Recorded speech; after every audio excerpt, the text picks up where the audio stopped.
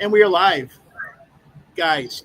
Welcome to another very special edition of the Let's Talk Fishing video podcast. My name is Jay Angel. I'm going to be your podcaster. I know I say this a lot. Mike says I say this to all the boys, but Mike Norris, actually, Freshwater Fishing Hall of Famer, Mike Norris, is on live tonight, straight to you from Green Lake, Wisconsin. How you doing tonight, Mike? I'm doing great. It's finally summertime up here, and we've got some of that Louisiana, Mississippi, Alabama humidity accompanying it. So Nice. I was out on the lake this morning, but I really cut my trip off early because it got really sticky by 10 a.m. Yeah. That's how we do it down here this time of the year. I'm off the water by 10 o'clock, unless if I'm surf fishing. That's what I spent Saturday doing, was surf fishing, but there was 3-foot waves, and that's not fun. No. Oh, 3-foot waves. They weren't blowing out. They were blowing in, right? Yeah. Yeah.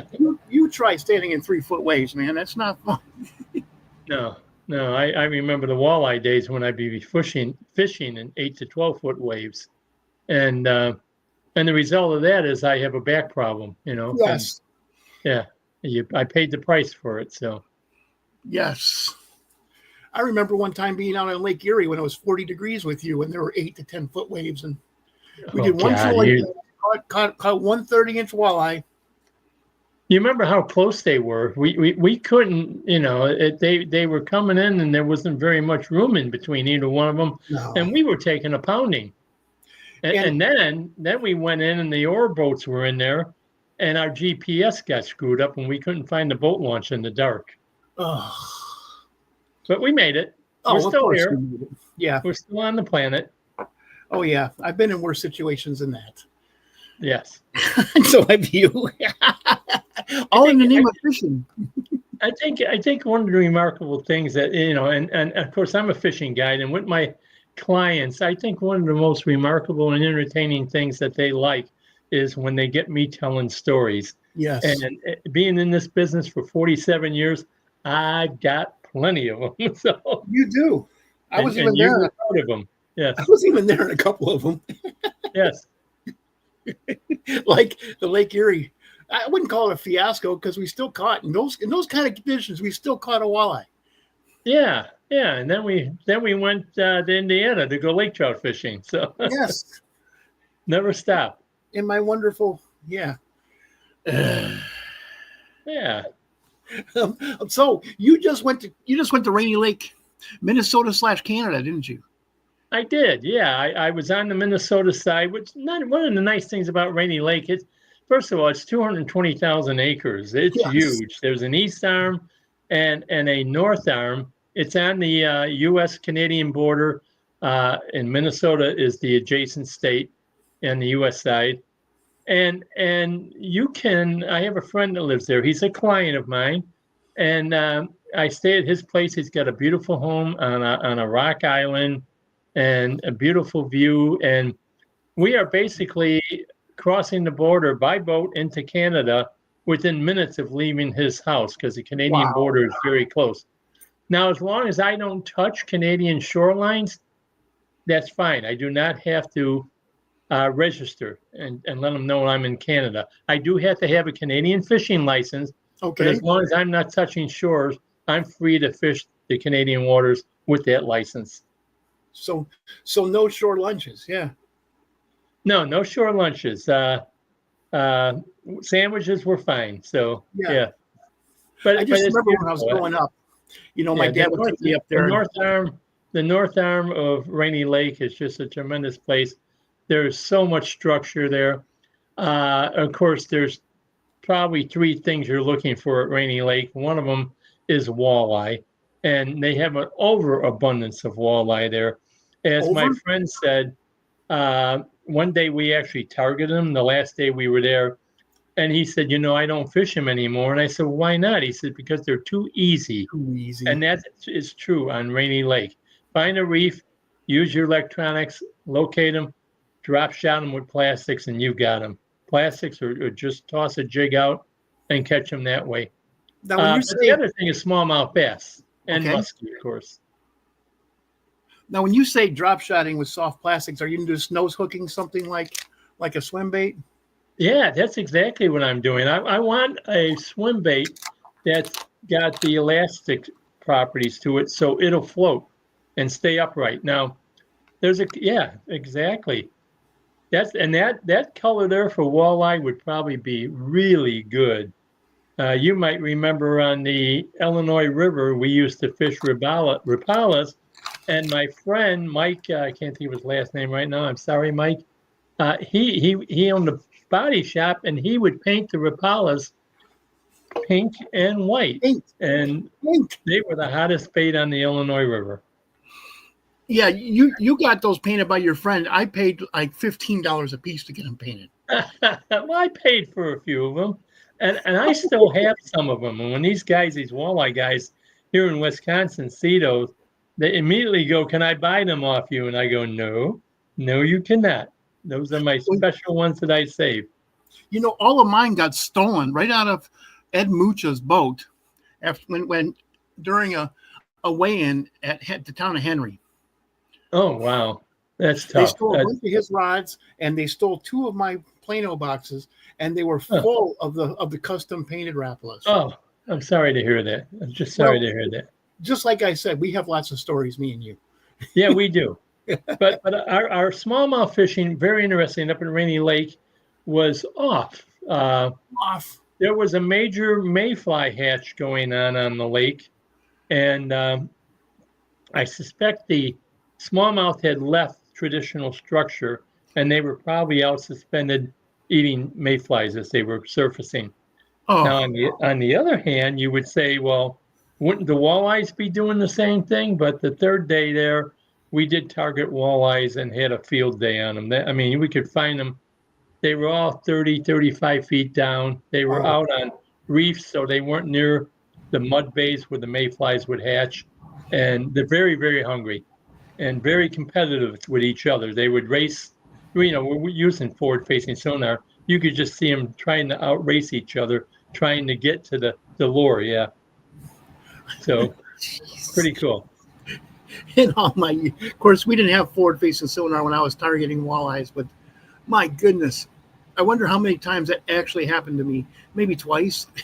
Yeah, I hear you. My friend, his name is Jamie Trapp, by the way. Yes.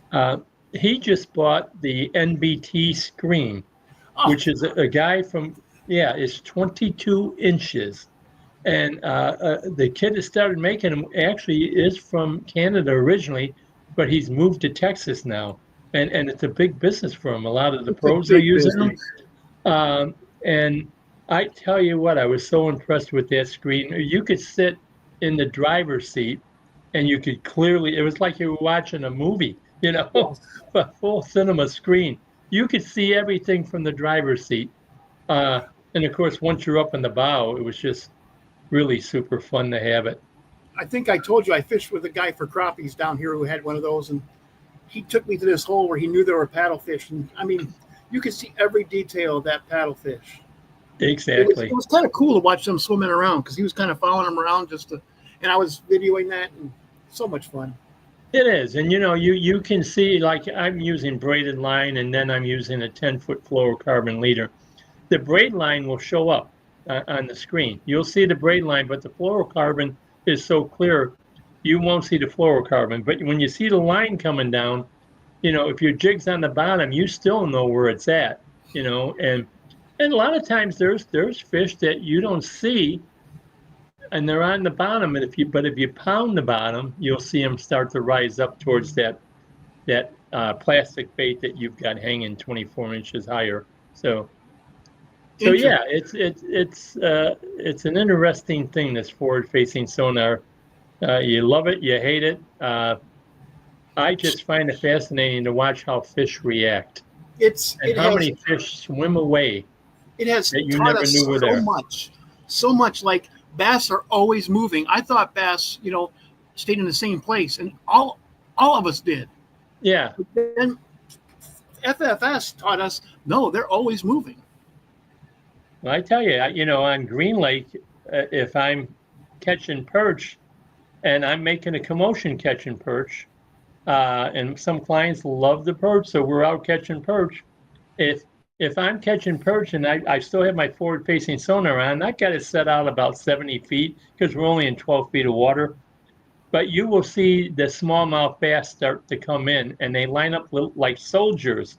Here's one behind it, a third one, a fourth one, a fifth one, a sixth one, a seventh one, and they're 70 feet out, 60 feet out, 50 feet out, 40 feet out, 30 feet out, 20 feet out, 10 feet out. And then I tell my client, the next time you hook a perch, lift it 2 feet and stop. So he goes, okay, stops. He goes, what do I do now? And I go, hold wait. on. And all of a sudden, whoa, whoa. Hold on. His rod doubles up. I can start reeling, buddy. It's time. Don't lose my rod, please. Get that Grant rod bent and get it to work. Yeah. Speaking of Grant rods, I wanted to show you my new baby. Oh, yeah. Let me see. This is the new carbon core thing, the Grant rods XLH70. Oh, it's beautiful, isn't it? Yeah, and I have a Shimano Stratic on it. Look, I mean, yeah, look at the reel seats too. Outstanding. Custom made reel seats. You know, he even put a little artwork on it. I'm sure Jacqueline. That's what makes, not only you get a quality ride with a lifetime guaranteed, made in America, by the way, but you get the custom artwork, and he's won so many national titles with it. So, I mean, when you get into the real exquisite rods, it's just fabulous. But that's a great rod. Look at the line guides on it too. Super. Look at those line guides, man. Yeah. That was, man, well, you fish too, Mike. Us people who really fish, we're hard on our equipment. Yeah. See, this is a little 1/8-ounce jig. And when I was out there surf fishing on Saturday, I could fling this thing. I use, 10-pound braid. And of course, I have real high quality braid made by Diamond Fishing Products. It's hard to find, but I could fling this thing. I don't measure how far I cast, but I mean, I can fling that thing. And you have to be able to fling it because you're standing in the water. There's sharks all over the place, and I'm trying. Oh, wow. I'm get to like 13 inch, speckled trout. But still, you have to have a superior rod to do that because the water's going up and down by 3 feet, and I'm going like this trying to keep my Shimano out of the water. I'd be getting my body out of the water with sharks around. I got surrounded. I was down in Tampa once on a promotional thing with the Tourism Bureau, and I got in waders, and we were going for snook in a back bayou, and so much fun. And all of a sudden, there's one circling me, And I looked at the guide, and I said, "What do I do?" He said, "Just stand there, don't move."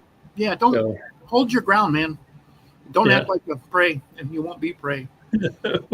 I have actually had dolphins circle me when I'm standing in the water. And the Miami ones. No. That would have scared me. But was that South Beach? Yeah. South Beach, yeah. Yeah, that's pretty cool. And you were talking about the Grant rod. What action is that? It's a medium. Okay.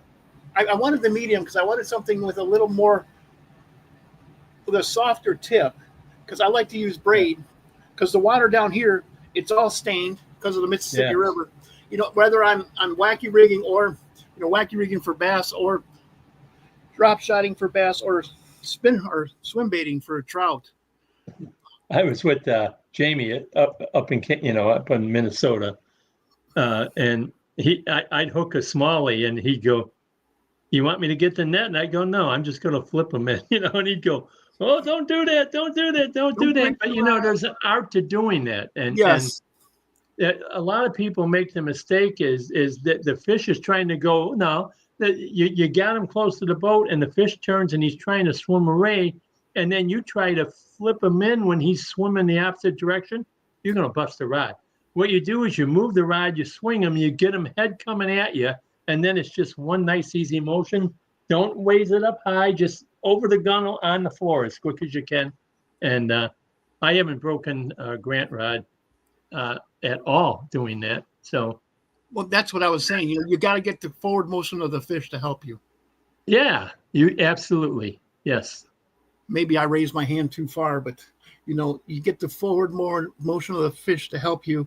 I Yeah. bow flip trout all the time, and you just can't hook a trout like you can a bass. The hook is not going to go through their mouth. Yeah. But And I tried to catch some walleyes today. When I left Rainy, I was catching walleyes, so I had walleyes on the brain here. And on Green Lake, today, I decided to go out and see if they've set up on the offshore bars yet.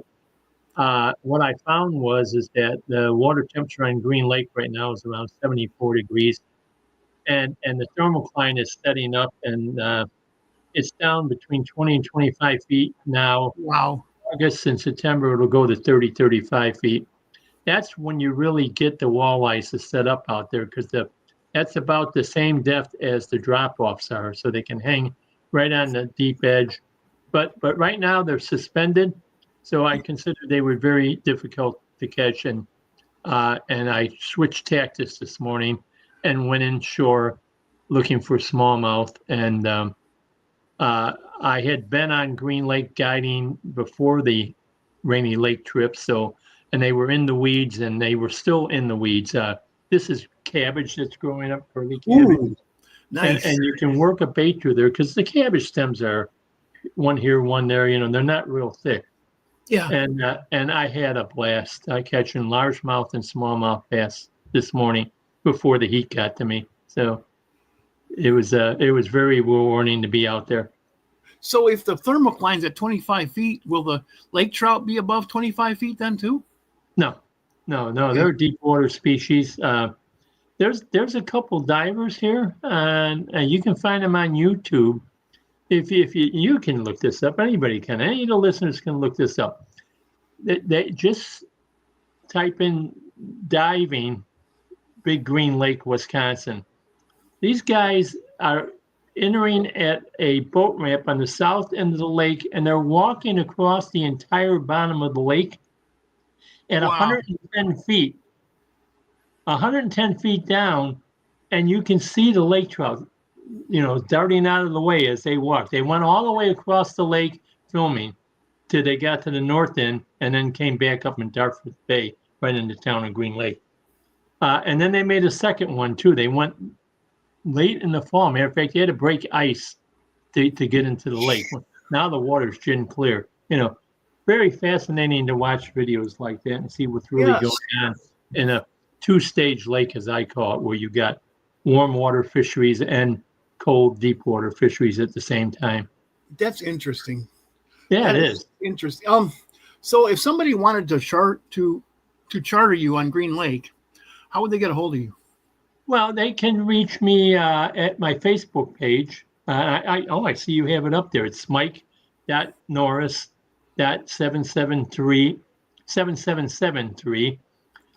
Or they could call me at 630-842-8199. I guide on Green Lake and others surrounding lakes for largemouth bass, smallmouth bass, walleye, panfish, northern pike, and occasionally lake trout. I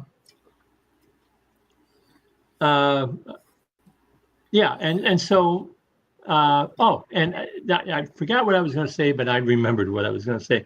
And this year, Jay, I was inducted in the Freshwater. You mentioned it. Yes, you were. The Freshwater Fishing Hall of Fame back in January or March of this year. I'm sorry, at the Milwaukee Sentinel Outdoors Show in Milwaukee, Wisconsin.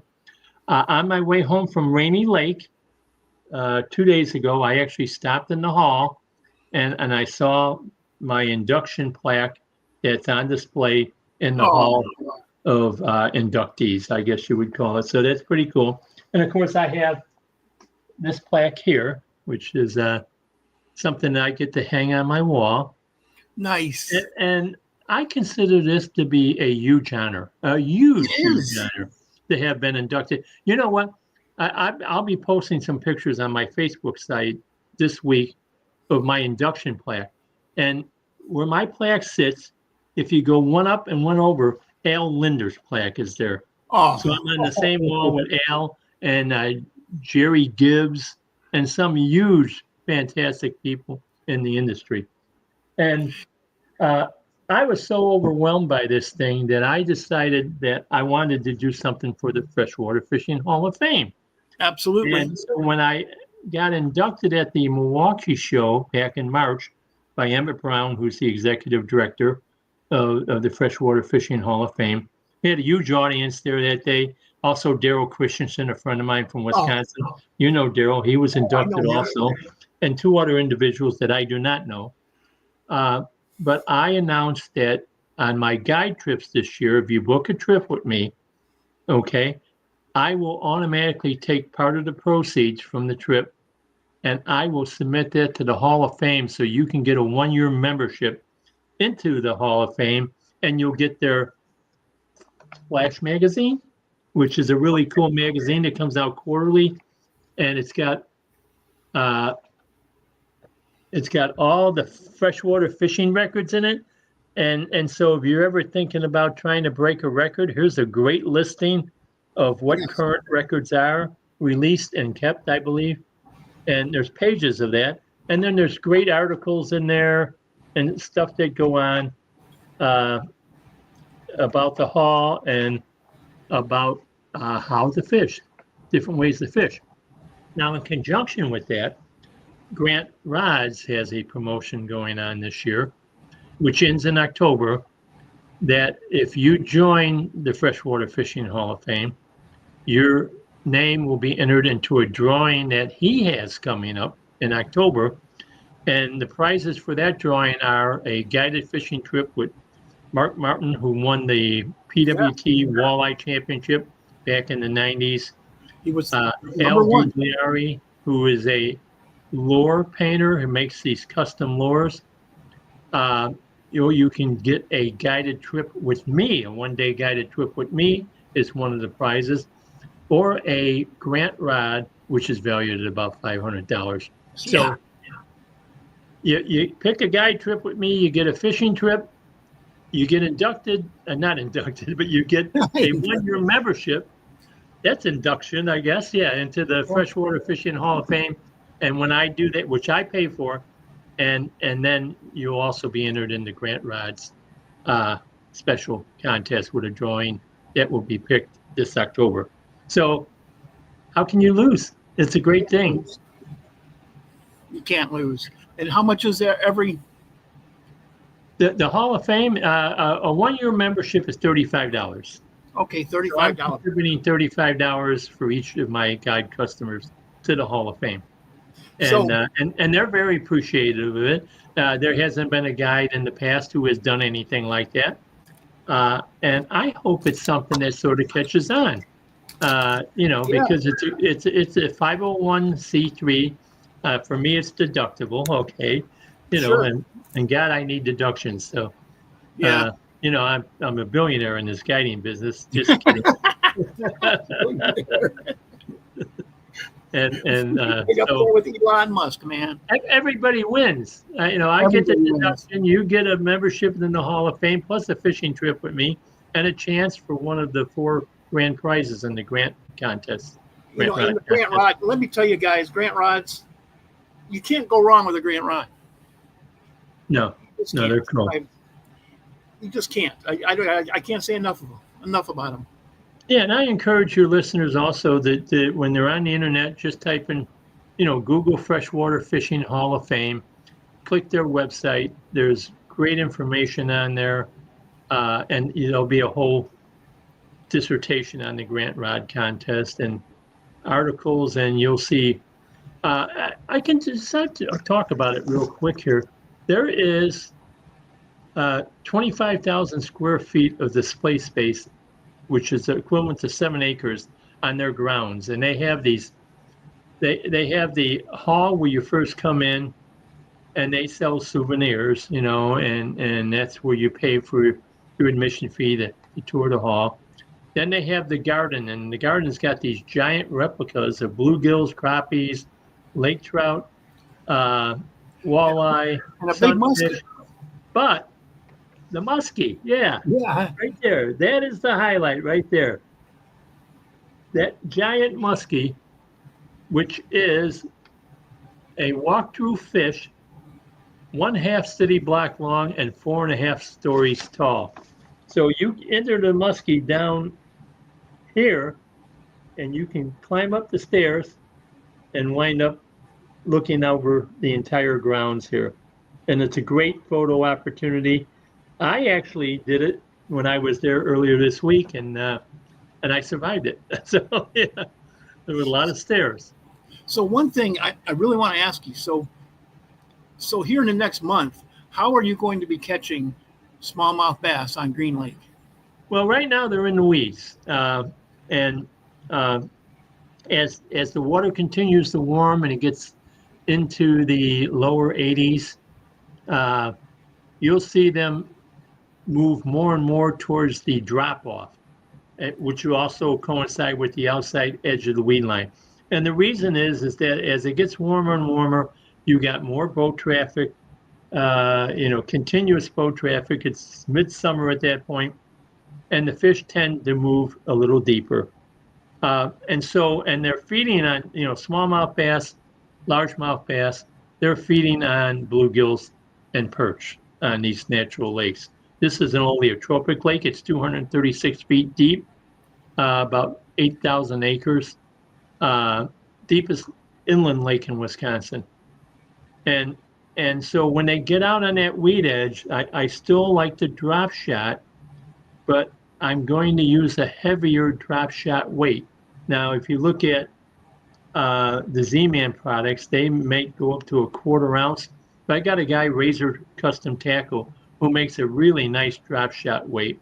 And when I say drop shot weight, I'm talking about the lead and the hook. So you can put like a Z-Man TRD Goby colored bait on there, a 2 3/4 inch bait. But he makes them up to a 1/2 pound. A 1/2 ounce, I'm sorry. So that can get me where I can get out on that weed edge or on that drop off, and you want to maintain bottom contact, So this is a weight that'll get me down to 30, 31, 35 feet. And of course, in Wisconsin, you are allowed 3 hooks per line. Wow. So what I do is I use the Razor Custom Tackle jig, their net jig, and then 24 inches above it, I use a number 1 or number 1/0 Mustad pin grip hook. And the pin grip hook is the best drop shotting hook I've seen out there. Unlike hooks that have little pieces of monofilament that tries to hold your plastic, this thing is a double wire, and it's tough. Wow. When you mount the plastic to that thing, it's not going to get pulled down by any bass at all. And then I usually on the pin grip hook, 24 inches up, I'll put a bait like a Strike King Dream Shot on there. And so I've got 2 baits working at once. And when we were talking earlier, and I mentioned I had 3 doubles today, that's situations where I had 2 fish on at the same time. Wow. Yeah, I had one on the Dream Shot and one on the Ned rig. So are you drop shotting right underneath the boat, or are you casting out? No, I'm still casting out. Okay. We have super clear water, and my number 1 rule, I probably have 2 major rules. You use any color you want as long as it's green. That's the first rule. And the second thing is use something like Seagower's got that P8FX line. I'm not sure if I'm saying it right. It's a little pricey, but that stuff will cast a mile. And that's the other thing. Casting long distances on clear water lakes is to your advantage. Yeah. So a 7-foot long Grant rod. Yeah. Yeah, that's right. And I use the All-American medium light, 7 foot. Yeah. Perfect for drop shotting. Catapult that thing out, man. Yeah. Well, I always set up and, I'm with clients, so I try to do a drift pattern. I try to run parallel shorelines that are parallel to how the wind is blowing. If the wind blows a little bit too fast, I throw out a drift sock to slow me down. But I don't want my clients to have any bow in their line, and I want them to make the furthest cast that they can. And doing so is going downwind. Yes. Yeah. And so you're casting far and you don't have any bow. And 95% of the hits will come on the initial drop. Yeah. Remember being on Green Bay with you, me, you, and Ray Lukovich. Man, I casted out that tube. Bam, missed him. Bam, missed him. Bam. Oh, I got him that time. He hit that thing 3 times on the way down. You know, there's an interesting story about it too. When I was in Rainy this week, I was using a tube, and I would get boom, and I'd set the hook, and I'd have the fish come. I'd move him off the bottom, and he'd come up a little bit, and all of a sudden he would unbutton, and it was happened to me consistently. So that night I went in and I did some research. I Googled losing fish on a tube, and what I read is that a lot of times they hit it. You know, crawfish, smallmouth bass will look at a crawfish who's in a defensive position, and the first thing they do is they grab their claws. And they just grab the claws, and they shake, and they rip the claws off the crawfish. And then they eject them, and now the crawfish is sitting there, and he's got no defense. And then they go boom again. So the suggestion made in this article was that there's too many anglers when they get a bite on a tube that set the hook immediately. What you got to do is let him bite it, but don't set the hook. And then when he hits it again, that's when you hit him. Nerves of steel, man. It's even harder than letting a fish take it when you're using top water. It's or frog fishing, you know. Yeah. You all want to set the hook instantly on a frog. So when I was fishing with you on Rainy Lake, man, I missed it. He's like, let it sit. Okay, now I got him. Yep. Second or third time he hit it, and that was with a little, just a little TRD thing. Well, and that's the other thing, you know, when people get a bite like that, and they lose the fish or they miss them, they want to reel, and I go, no, stop, because he'll hit it again.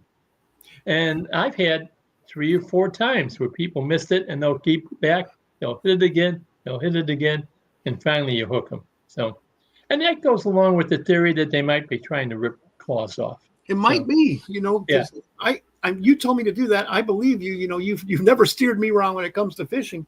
So stop. And I've had the same thing happen at Green Lake, so I'm going to work very hard to either prove or disprove that theory here coming up in July and August. Okay, so, that's some good advice right there. Because guys, believe Mike Norris, he told me the same thing, and I caught a lot of fish on the second and even third bites fishing with him on Green Lake. I bet I caught 30 smallmouth bass and he's like, let's go catch some largemouth. Let's do it. And we went to his largemouth bass place, we put on a Senko, and I caught one that must have been 4 pounds. That's beautiful. That was the biggest largemouth bass I caught that year, and I fish in southern Louisiana. So that's great. Something about fishing. Well, that's impressive then. Yeah. One of the things that happened today, Jay, was I'm pretty aggressive. Like that day, you were dragging it real slow, and I'm sort of aggressive with a Ned rig. So today I turned the forward-facing sonar on, and I shot it, and I found the Ned rig, and I could clearly see both the Ned rig and the Dream Shot. So I could see both floors. And when I'm aggressive, I didn't realize I was fishing in 14 feet of water today.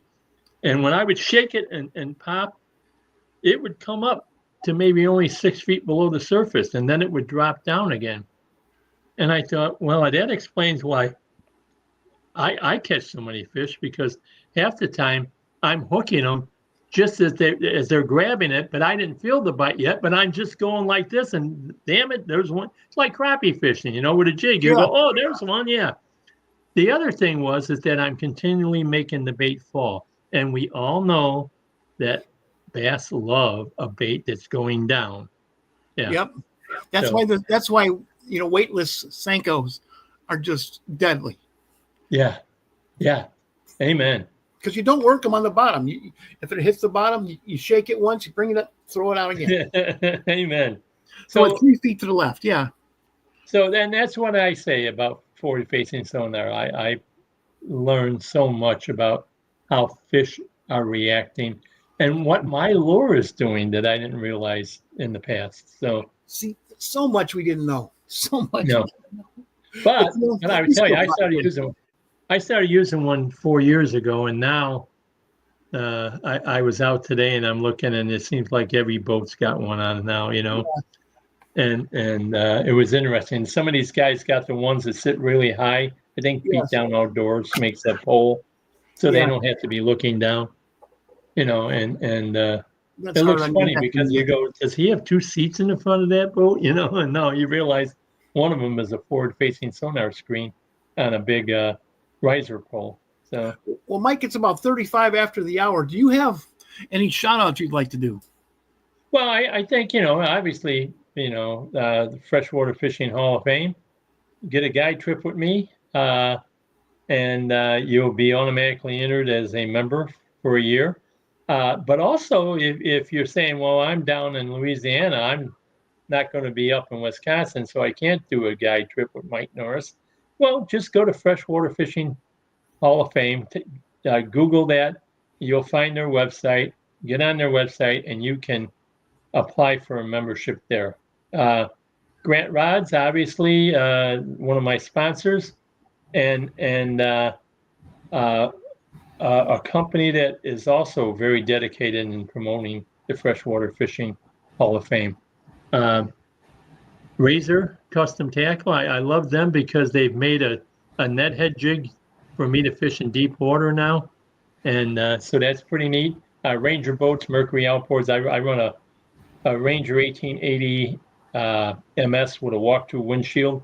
We've got big water up here, and Mercury Outboards. The Pro SX that I've got, it just screams, and just a wonderful machine. So, yeah. That's great, Mike. And also I'd like to tell you people that today's podcast was brought to you courtesy of Grant Rods. Go to grantrods.com, check out their rods. Man, you can't go wrong with Grant Rods. You will feel the difference. In fact, go to a sports show, look it up, grantrods.com. Go to a sports show, put one of these guys in your hand, and you will feel the difference. It is a difference. Tell him Jay sent you. Tell him Mike Norris sent you. Come out with Mike Norris. He'll put a rod in your hand. You'll feel the difference. Go with Mike Norris, and he'll put a Grant rod in your hand. Mike Norris uses Grant rods in his boat. In fact, when I went there, I didn't have any rods. I flew into Chicago. We got you. Oh, good. Okay. Yeah, we put one in your hands. Everything's going to be fine. Okay. We put one in your hands, and you were catching fish before I was. So. Yeah. On my second cast, I caught a smallmouth bass, and it was like that all day long. That's right. All I did, by the way, everybody, was like net fish for him all day long. So don't let him fool you. Man, this freaking transplant from the north, the southern boy, I was in hog heaven catching smallmouth bass again. Hog heaven. I bet. In fact, I started driving at 2:00 in the morning to meet Mike at 6. I had to be off the water at noon to drive back to Central Illinois, take my kids out to dinner. It was a brutal day, but it was all worth it. Yeah, I didn't hear you complaining. That's for sure. No, it was a brutal day. In fact, the only complaining was, Mike, are you sure you want to leave the water at noon? Dude, I have to. I got to see my kids. Yeah. Well, you caught enough fish. Don't worry. We don't want to overwork you, so. Yeah. Good times, man. Good times. Well, hey, guys, it's great to have you, Mike. Great to have you again. Great to have you. You're one of my favorite podcast guests. But, guys, it's Thursday night. This is the 4th of July weekend. There's going to be 1 million people out there, but get out on the water anyways. I have caught fish in ski lanes on weekends like this. Actually, Diamond Lake, you fished there before. Diamond Lake, Michigan. I caught bass in the ski lanes on Diamond Lake, Michigan these kind of weekends. Not a lot of good memories in Michigan. Yes. Yeah, don't know what to tell you guys, but just get out there, man. Make some memories. That's what fishing is all about for me. Speaking of memories, Mike Norris. From Mike Norris Outdoors, I wish everybody a happy 4th of July and a safe happy 4th of July weekend. Yes. Be safe, guys. With that, I'm going to end the podcast. Mike, stick around. I'd like to talk to you for 2 minutes afterwards. Okay.